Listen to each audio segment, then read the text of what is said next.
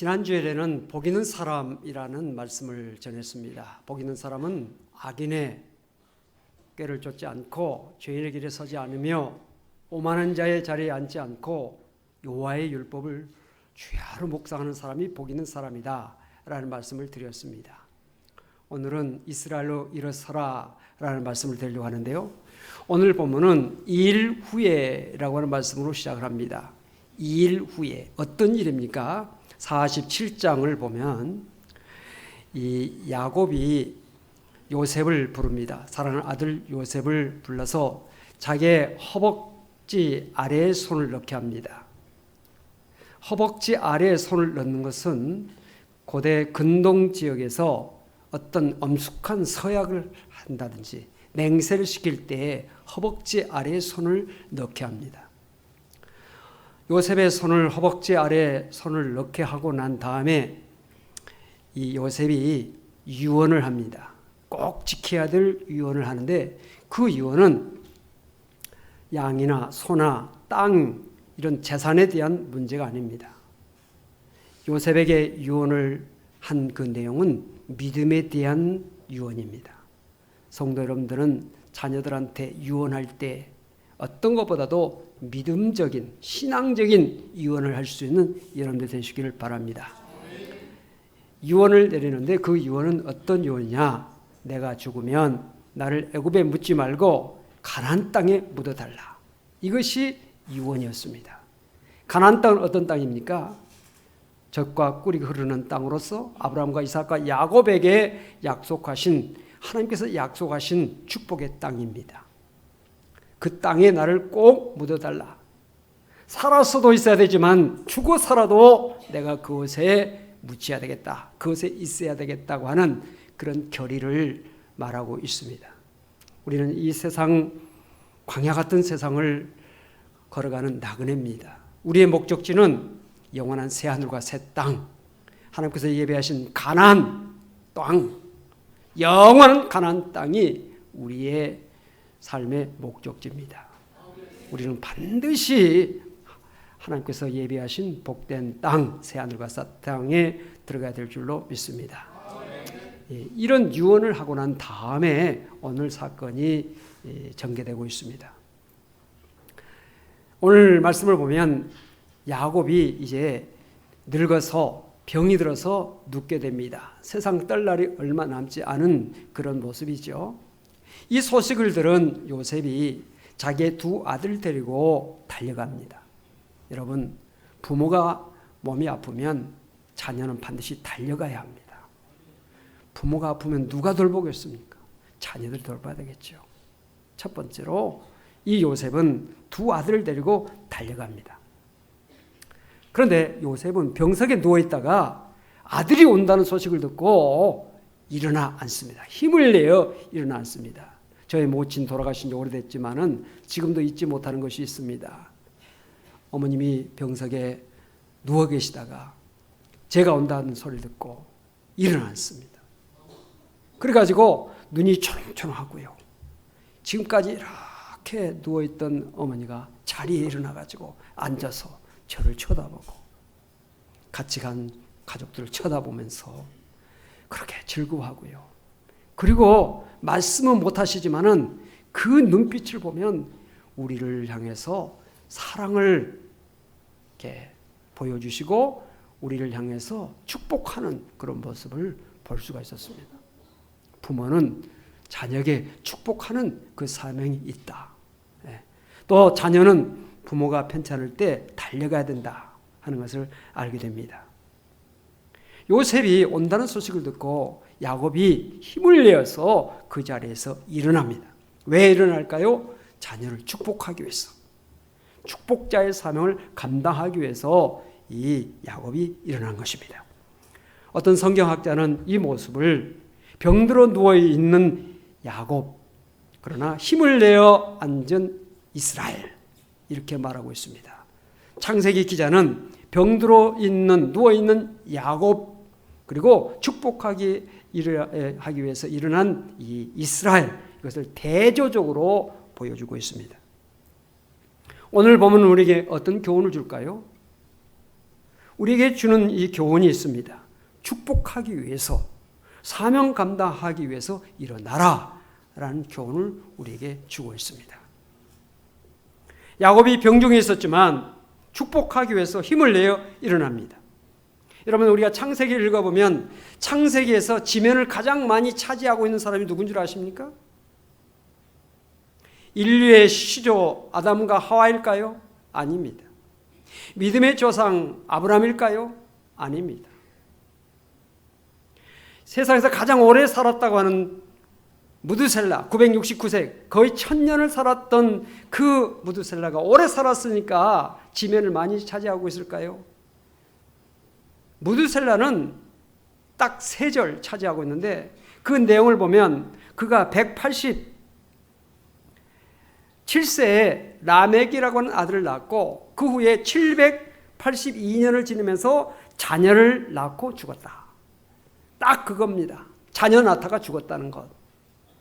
가장 세상을 오래 살았던 무드셀라의 기록이 짧습니다. 그런데 이 야곱에 대한 기록은 창세기의 그 어떤 사람보다도 가장 많이 기록이 되어 있습니다. 야곱이 태어날 때 어떤 모습으로 태어났는지, 야곱이 자랄 때 어떤 모습이었는지, 또 야곱은 그의 말대로 나는 험악한 인생을 살았다라고 그는 말하고 있는데, 험악한 인생을 살아온 그의 파란만장한 삶이 기록이 되어 있습니다. 야곱의 생에 많은 사건들이 일어났지만 그 모든 사건 가운데서 그의 생애의 많은 모습 가운데서 가장 아름답고 가장 귀하고 가장 복된 일이 무엇일까? 저는 말씀을 쭉 읽어보면서 야곱이 자기의 자녀들과 주변 사람들을 축복한 일이 야곱에 있어서 가장 아름답고 귀하고 보람된 일이었다. 저는 그렇게 생각을 합니다. 야곱의 축복을 받은 그의 12아들들 어떻게 됐습니까? 이스라엘의 12지파를 이루는 족장들이 되어서 이스라엘 나라를 세우는 기초석들이 되었습니다. 정말 믿음의 큰 기둥들이 되었던 것을 볼 수가 있습니다. 뿐만 아니라 야곱은 그의 자녀들만 축복한 것이 아니라 그의 주변에 있는 사람들까지 축복을 했던 것을 우리가 봅니다. 그가 바로 왕 앞에 섰을 때, 그 당시 바로 왕 애굽 왕은 세계를 제패하는 가장 강대한 나라의 왕이었습니다.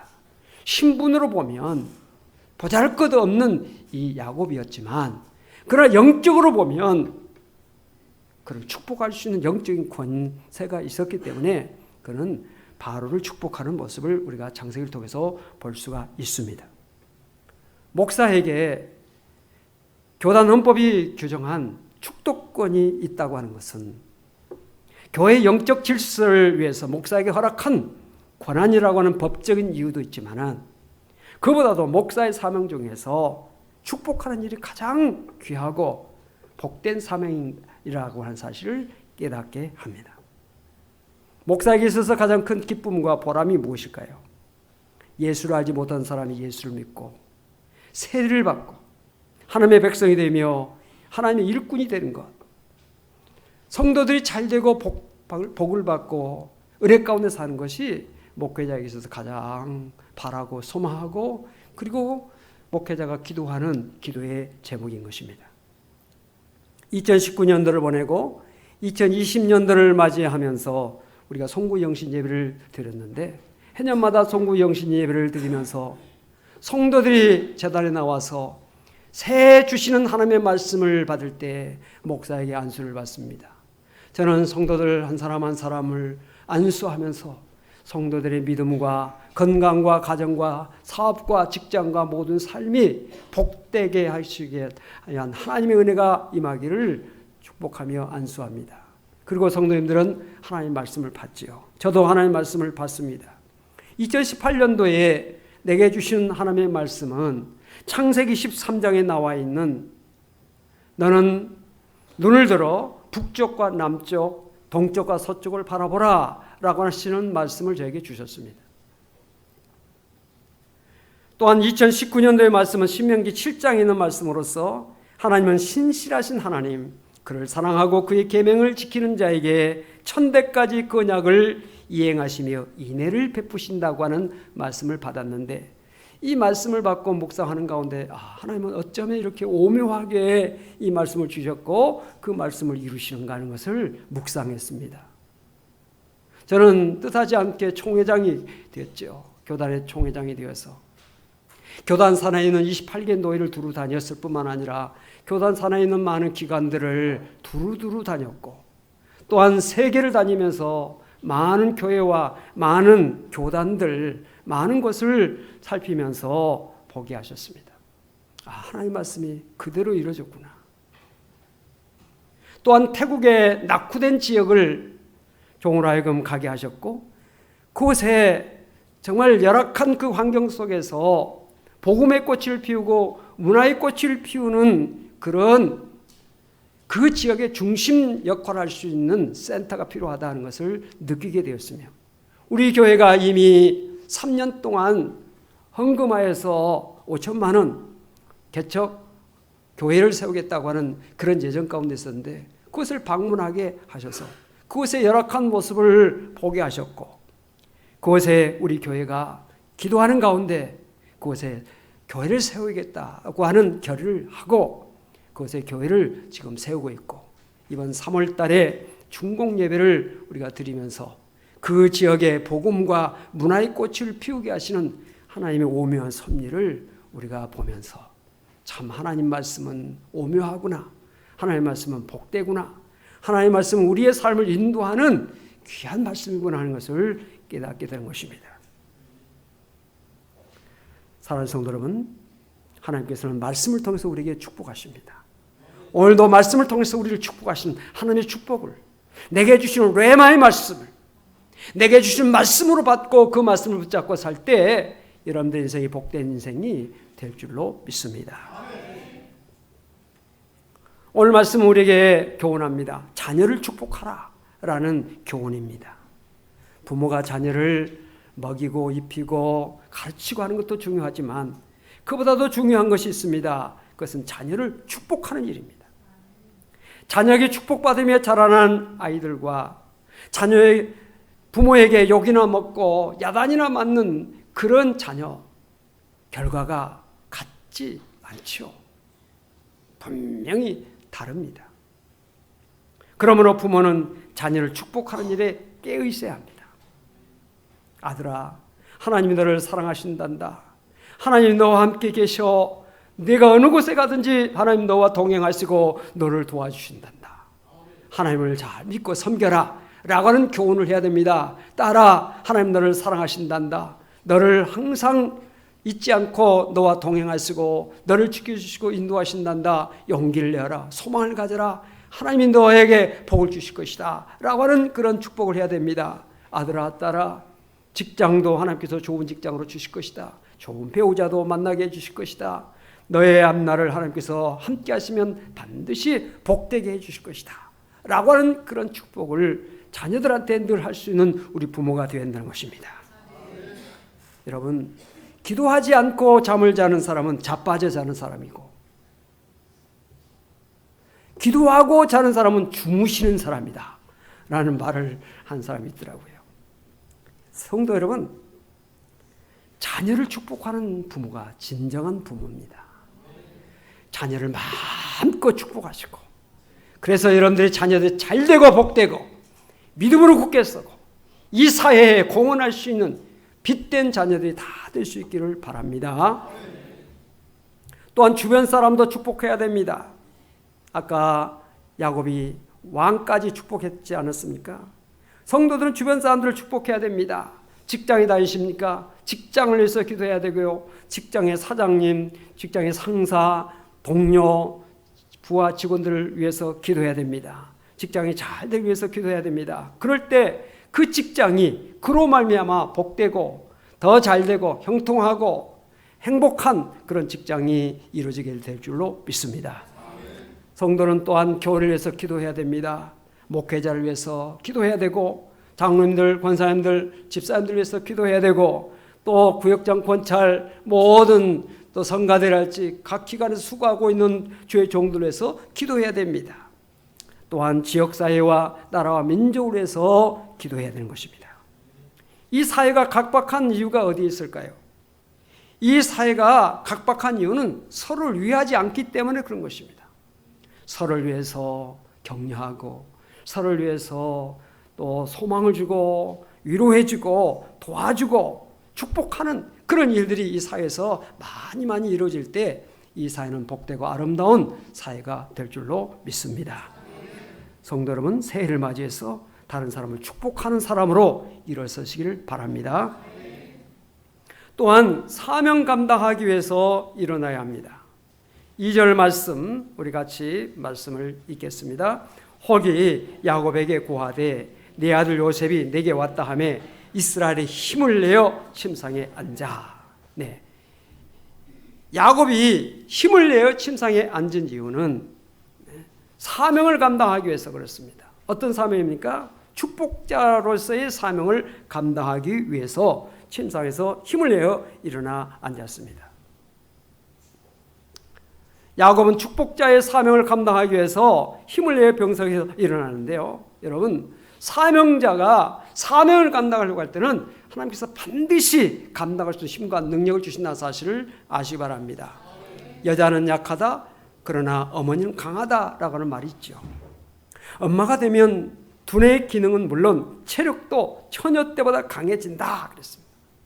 아마 이 자리에 계시는 여러분들 가운데서 나는 처녀 때는 참 연약했지만 결혼해서 또 가정생활 하다 보니까 내가 강해졌다, 모두면서 강해졌다고 하는 그런 체험들을 가지신 분들이 많이 계실 것입니다. 미국 버지니아에 있는 리치몬드 대학의 신경과학과 크레이크 킨슬리라고 하는 교수가 연구팀을 만들어서 그 연구를 한 결과에 여성이 엄마가 되고 나면 아기와 잘 지내면서 외부의 도전에 좀 더 적응할 수 있는 능력이 배양된다라고 하는 연구 결과를 냈습니다. 여러분, 여자도 그렇지만 사명자, 성도들이 사명을 감당하려고 하면 그 사명을 감당할 수 있는 힘과 능력과 모든 환경과 여건을 하나님께서 허락하신다는 사실이에요. 모세가 호렙산에서 하나님의 부름을 받기 전에 그의 나이 80세였죠. 인생의 끝자락에 놓여 있는 근데 하나님께서 그를 불타는 떨기나무 불 속에서 하나님께서 그를 부르시고 이스라엘 백성을 애굽에서 구원하라고 하는 귀한 사명을 맡기십니다. 모세는 나는 부족합니다, 연약합니다, 나는 능력이 없습니다 사용했지만 하나님의 강권적인 그 역사에 그는 끄꾸러지면서 그 사명을 감당하게 됩니다. 그의 손에 들고 있었던 지팡이, 정말 보잘것없는 지팡이였지만 하나님께서 그에게 사명을 주시고 그 지팡이를 다시 한번 그의 손에 들려주실 때는 그 지팡이는 하나님의 지팡이가 됐습니다. 그래서 그가 애굽으로 향해서 나갈 때 그의 손에 하나님의 지팡이를 잡았더라. 성경 그렇게 말씀하고 있습니다. 그 하나님의 지팡이를 가지고 어떻게 했습니까? 많은 기적을 행했습니다. 마른 막대기, 꺾어질 수밖에 없는 보잘것없는 막대기였지만 하나님께서 함께 하실 때 놀라운 기적의 역사를 행했던 지팡이가 되었던 것을 우리가 봅니다. 또한 모세가 120세 저 비스가산에서 요단강 건너편을 바라보며 그 넓게 펼쳐진 가나안 복지를 바라볼 때 그가 생명을 거기서 끝나게 되는데 그때까지 모세는 눈이 흐리지 아니했더라. 눈이 흐리지 않았다고 하는 것은 건강을 유지하고 있었다는 사실입니다. 사랑하는 성도 여러분들, 주신 사명을 감당하기 위해서 기도하시고 그 사명을 감당하기 위해서 노력하시면 하나님께서 여러분들에게 꼭 필요한 모든 것을 넉넉하게 공급해 주신다는 사실을 믿으시기를 바랍니다. 성도 여러분, 하나님은 여러분이 다 믿음으로 일어나기를 원합니다. 제가 성경을 보니까 일어나라라고 하는 말씀 속에 반드시 역사가 있더라고요. 예. 하나님은 이사야에게 일어나 빛을 발하라 그랬어요. 빛을 발하라. 일어나서 빛을 발하는 성도가 될 수 있기를 바랍니다. 여호수아가 낙심 가운데 있을 때 정말 여리고 성을 정복하고 그 다음에 아이성 공격에는 실패했죠. 그때 절망하고 낙심하고 있을 때 하나님께서 여호수아에게 말씀하셨습니다. 어찌하여 엎드러졌느냐 일어나라. 어찌하여 엎드러져 있느냐 일어나라 했을 때 여호수아가 일어나서 큰 역사를 나타냈던 것을 볼 수가 있습니다. 가나안 땅을 정복해 나갔죠. 놀라운 역사를 행했던 것을 볼 수가 있습니다. 드보라 선지자가 바락 장군에게 일어나라, 여호와께서 적장 시스라를 내 손에 넘겨주신 날이다, 이렇게 했을 때 그 바락 장군이 정말 두려움 가운데 있다가 드보라 선지자가 일어나라고 하는 그 하나님의 말씀을 전했을 때 그가 벌떡 일어나서 용기를 가지고 나가서 적군을 물리치고 큰 승리를 거뒀던 것을 볼 수가 있습니다. 우리가 성경을 보면 기드온이라고 하는 사람은 얼마나 겁장입니까? 미디안 사람들이 두려워서 타작을 어디서 했습니까? 포도주 즙을 짜는 포도주 틀에서, 그 좁은 데서 숨어서 했던 그런 겁장입니다.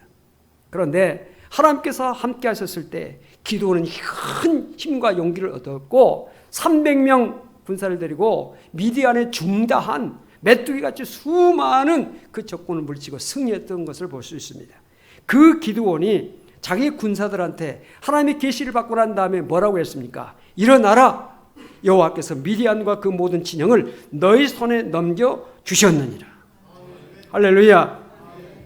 예수님께서 죽은 회당장 야이로의 딸에게 소녀야 일어나라 하셨을 때 죽었던 야이로의 딸이 일어났습니다. 베드로가 죽은 다비다에게 다비다야 일어나라 외쳤을 때 죽었던 다비다가 살아나서 놀라운 역사를 나타냈던 것을 볼 수가 있습니다. 사랑하는 성도 여러분, 2020년도 새해를 맞이해서 다 일어나시기 바랍니다. 절망의 자리에서, 슬픔의 자리에서, 낙심의 자리에서, 고통의 자리에서, 또 병든 자리에서 다 일어나시기 바랍니다. 그래서 하나님의 거룩한 능력을 나타내며 주신 사명을 감당하는 귀한 역사가 있게 되시길 바랍니다. 이스라엘아 일어나라 했습니다. 이스라엘로 일어나라. 이스라엘은 하나님의 백성이요, 하나님의 사명자요, 이 시대의 믿음의 사람인 것입니다. 이 시대가 우리 성도들에게 또 한국교회에 일어나기를 원하고 있습니다. 우리 한국교회가 일어나고 우리 성도들이 다 믿음으로 일어나고 사명 감당으로 일어나서 하나님의 역사를 이 땅에 펼쳐나가는 귀한 은혜가 있게 되시기를 주님으로 축원합니다. 기도하십시다.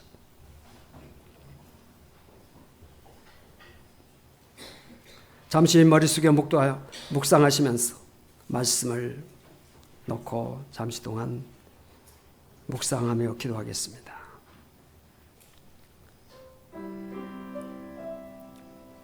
그동안 주저앉았던 자리,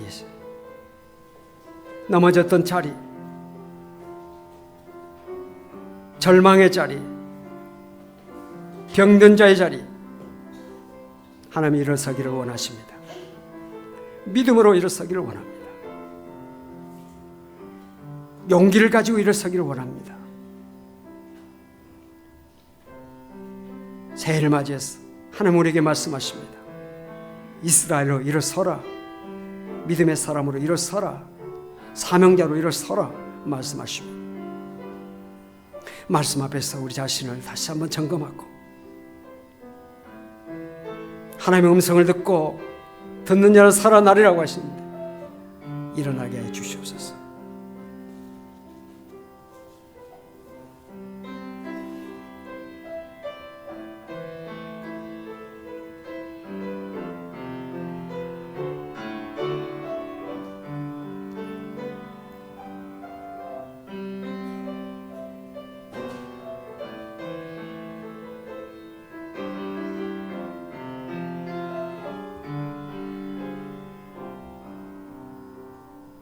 하나님 아버지, 오늘 말씀은 우리에게 이스라엘로 일어나라고 말씀하십니다. 이 말씀이 나와 상관없는 말씀이 아니라 바로 내게 주신 복된 말씀으로 믿고 그 말씀을 내게 주시는 레마의 말씀으로 내 마음속에 간직하게 하시고 그 말씀에 순종하게 하시고 그 말씀대로 따라서 복된 삶을 펼쳐나가는 우리 모든 성도가 되게 하여 주시옵소서. 절망의 자리에서, 슬픔의 자리에서, 낙심의 자리에서, 원망의 자리에서, 불신앙의 자리에서, 무기력의 자리에서, 병든 자리에서 일어나게 하여 주시옵소서. 일어나서 하나님의 영광을 나타내며 복을 다른 사람들에게 나눠주고 복의 근원이 되고 모든 사람들에게 주님을 증거하고 주님의 역사를 펼쳐나가는 우리 모든 성도들이 되게 하여 주시옵소서.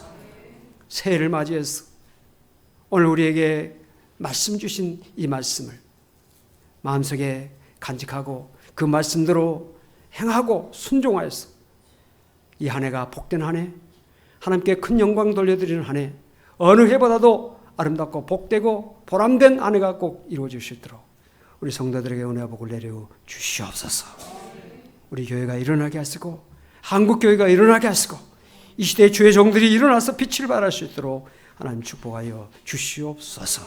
감사드리며 예수 그리스도로 간절히 기도하옵나이다.